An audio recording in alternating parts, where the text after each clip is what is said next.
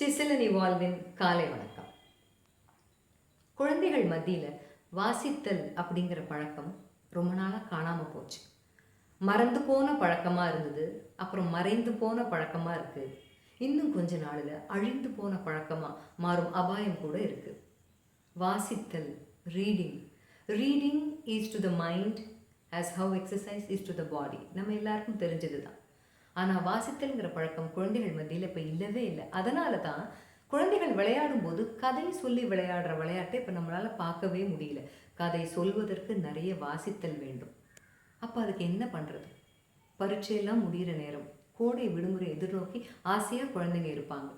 கோடை விடுமுறை கொண்டாட்டத்தின் ஒரு பகுதியாக பெற்றோர்கள் உங்கள் குழந்தைகளை அருகில் இருக்கக்கூடிய நூலகம், லைப்ரரிக்கு கூட்டிகிட்டு போய் ஒரு மெம்பர் ஆக்குங்க.